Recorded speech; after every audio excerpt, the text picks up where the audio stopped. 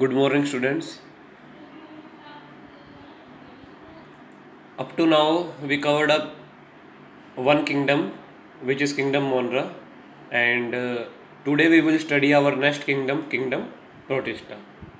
There are total of 5 kingdoms we have studied in the previous video. We have total of 5 kingdom: Kingdom Monera, Protista, Fungi, Plantae, and Animalia.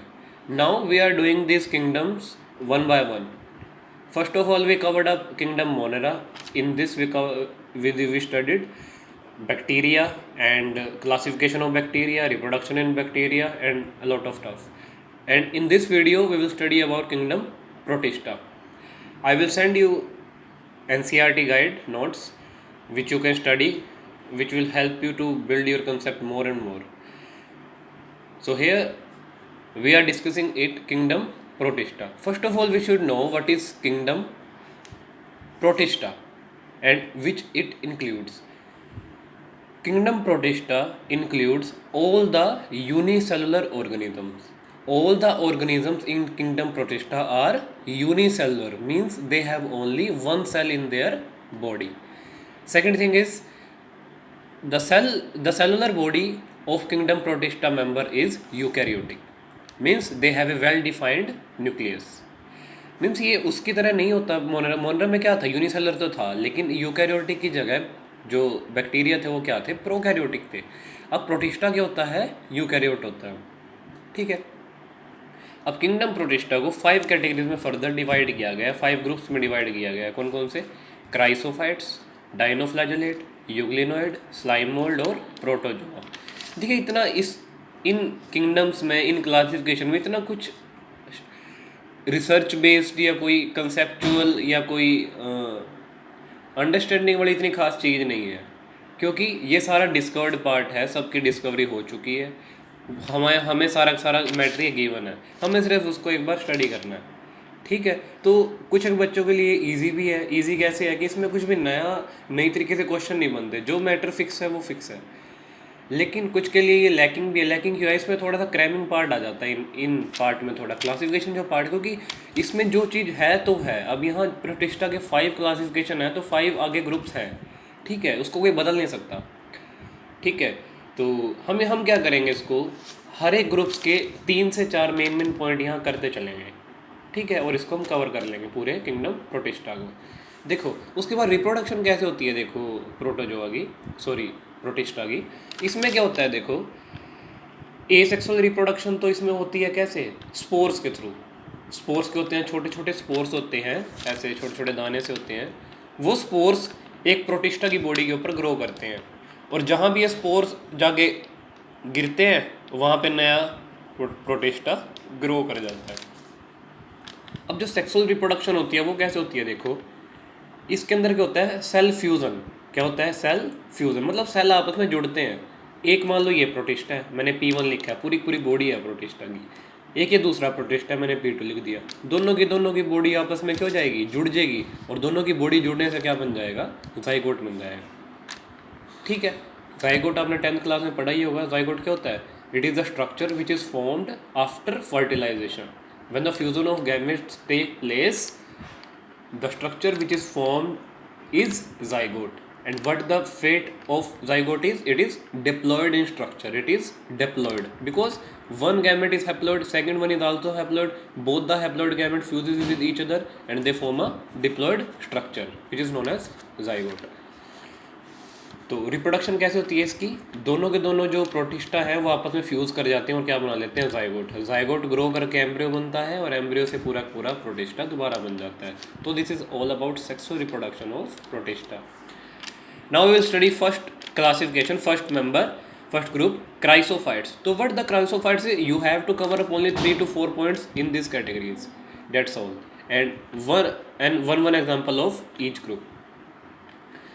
तो what is chrysophyte? These are found in aquatic conditions. These are found in aquatic condition. ये मतलब कि पानी में मिलते हैं। Second point, they are photosynthesis, means ये क्या करते हैं, फोटोसिंथेसिस करते हैं।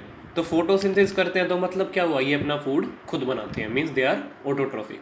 Third, diatomaceous earth. देखो डायटोमिसिस अर्थ का क्या मतलब होता है, ये क्राइसोफाइट एक ऐसे ऑर्गेनिज्म है ये समुद्रों की सतह में काफ़ी सालों तक पड़े रहते हैं और इकट्ठे हो जाते हैं। मान लो समुद्र है, उसका किनारा है कोई भी, और वहाँ ये काफ़ी सालों तक इकट्ठे होते रहते हैं और वहाँ पे क्या बना देते हैं, एक पूरी अलग ही धरती बना देते हैं जो मिट्टी वाली धरती से बिल्कुल ही अलग दिखती है। ऐसी एक अर्थ क्रिएट कर देते हैं, उसको बोलते हैं डायएटोमेसियस अर्थ। क्या बोलते हैं? डायएटोमेसियस अर्थ। तो एग्जाम्पल क्या आ गया इसके? क्राइसोफाइट के डायएटम्स और डेसिमेट। देखो हम यहाँ पे इसको शो नहीं कर सकते, आपके पास सबके पास लैपटॉप या कुछ भी नेट हो वगैरह होगा, आप डायटम डेसिमेट इसको गूगल पे सर्च करके उनकी इमेजेस को अच्छे से स्कैन कर सकते हो, देख सकते हो, ताकि आपको और अच्छे से इनकी स्ट्रक्चर क्लियर हो पाए। सेकेंड ग्रुप आता है इसके अंदर डाइनोफ्लैजिलेट्स। तो डाइनोफ्लैजिलेट्स कौन से ऑर्गेनिजम्स होते हैं? Their body is covered by cell wall. अब इनकी बॉडी के बाहर क्या होती है? Cell wall. मतलब इनका जो सेल होता है वो सेल किससे कवर होता है? सेल वॉल से। किससे कवर होता है? सेल वॉल से।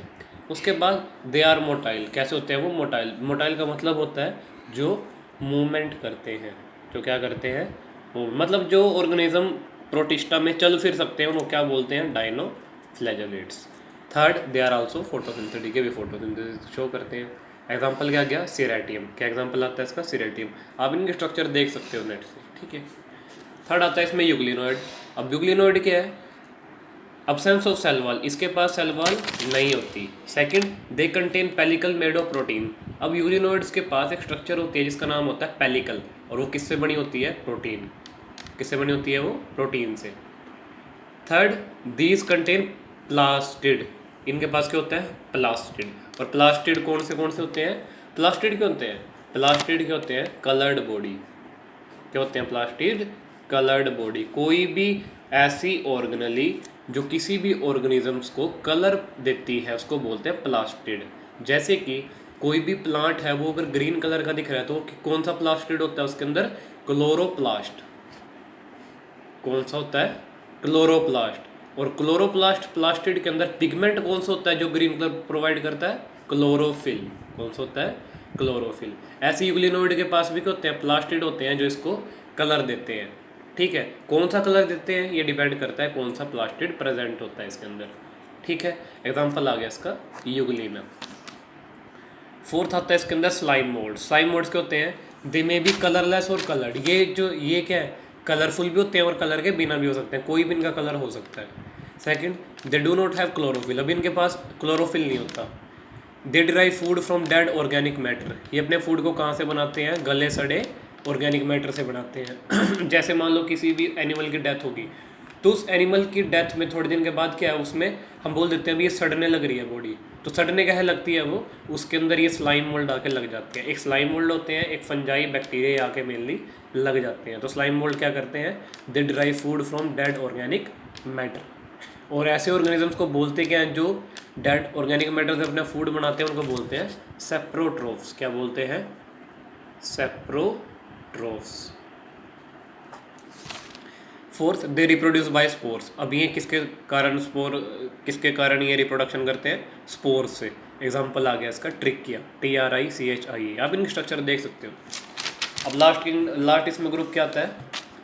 प्रोटोजोआ। प्रोटोजोआ क्या है? प्रोटोजोआ की सबसे खास बात है कि ये पैथोजेनिक होते हैं। पैथोजेनिक मतलब कि ये बीमारियां फैलाते हैं, mainly parasitic and pathogenic. Pathogenic का मतलब विच कोज डिजीजेज, जो बीमारियां फैलाते हैं, बीमारियां करते हैं।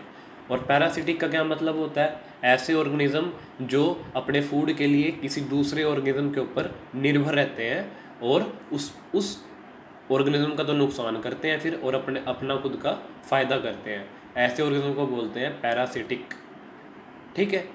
और इस कनेक्शन को बोलते हैं पैरासिटिज्म। क्या होता है मतलब ये कि ये एक ऐसी रिलेशनशिप होती है दो ऑर्गेनिजम्स की जिसके अंदर एक ऑर्गेनिज्म क्या करता है? दूसरे ऑर्गेनिज्म से अपना फूड लेता है और उस ऑर्गेनिज्म का तो वो नुकसान करता है और अपना फ़ायदा कर लेता है, ठीक है। सेकंड पॉइंट आता है दे कंटेन फ्लैजेला। अब इसके पास क्या होता है? प्रोटोजोआ के पास फ्लैजेला। फ्लैजेला मतलब, फ्लैजेला भी एक स्ट्रक्चर होती है, मैंने बैक्टीरिया में कराया था। किसके काम आती है? ये भी मूवमेंट की, ये भी चलने फिरने में काम आती है।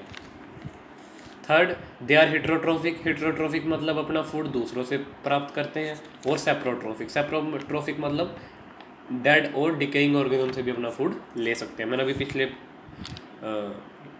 पेज पे भी एक कराया था सेप्टोट्रॉफिक क्या होते हैं, the organism which derive their food from dead organic matter.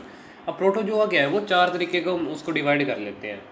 एक तो होता है इसमें सिलिएटेड प्रोटोजोन्स, एक तो होता है इसमें सिलिएटेड प्रोटोजोन, मतलब कि जिन प्रोटोजोआ के पास क्या होता है सीलिया, और सीलिया भी क्या होता है, ये भी मूवमेंट ही कराता है, बस डिपेंड करता है किसके पास सीलिया है किसके पास फ्लैजेला है, दोनों स्ट्रक्चर ही मूवमेंट में ही हेल्प करती है। Ciliated protozoans. सेकंड आती है इसमें फ्लैजेलेटेड प्रोटोजोन्स। थर्ड कैटेगरी आती है इसमें सिलिएटेड, फ्लैजेलेटेड, और आती है इसमें अमीबॉइड प्रोटोजोन्स, और फोर्थ आती है लास्ट इसमें स्पोरोजोन्स। ठीक है, सिलिएटेड कौन से होते हैं प्रोटोजोआ, जो सीलिया रखते हैं, फ्लैजेलेटेड जो फ्लैजेला रखते हैं, अमीबॉइड मतलब कि जो अमीबा होता है, जो अमीबा आता है इसके अंदर, अमीबॉइड के अंदर। और अमीबा की एक खास बात क्या है कि ये अपना फूड कैसे लेता है, by the help of phagocytosis. कैसे लेता है, by the help of phagocytosis. ये एक स्ट्रक्चर बनाता है जिसका नाम होता है स्यूडोपोडिया। 10th क्लास में टॉपिक है ये। कौन स्ट्रक्चर होती है, स्यूडोपोडिया। उसके थ्रू अमीबा क्या करता है, अपना फूड लेता है। लास्ट आते हैं इसमें कैटेगरी स्पोरोजोन्स। स्पोरोजोन्स कौन से ऑर्गेनिज्म होते हैं जो स्पोर प्रोड्यूस करते हैं और डिजीज कोज करते हैं, जैसे कि इसमें आ जाएगा आपका प्लाज्मोडियम। और प्लाज्मोडियम क्या है, एक ऐसा प्रोटोजोआ है, एक ऐसा प्रोटिस्टा है जो जिसकी वजह से क्या होता है, मलेरिया होता है। क्या होता है, मलेरिया। मलेरिया देखो फैलता किसकी वजह से है, एक वेक्टर होता है उसका नाम होता है एनोफिलिस मॉस्किटो, उस मच्छर से वो फैलता है। लेकिन उस मच्छर की बाइट के अंदर होता क्या है, मेनली प्लाज्मोडियम के स्पोर्स। क्या होते हैं, प्लाज्मोडियम के स्पोर्स। इस प्लाज्मोडियम की वजह से ही क्या होता है, मलेरिया होता है। ठीक है, मच्छर की वजह से नहीं होता। जो मॉस्किटो होता है वो सिर्फ और सिर्फ वेक्टर का काम करता है, वो इस प्लाज्मोडियम को हमारी बॉडी के अंदर एंटर कराता है सिर्फ। ठीक है, तो ये हमारा आ गया किंगडम प्रोटिस्टा। नेक्स्ट क्लास में हम पढ़ेंगे किंगडम फंजाई। Thank you.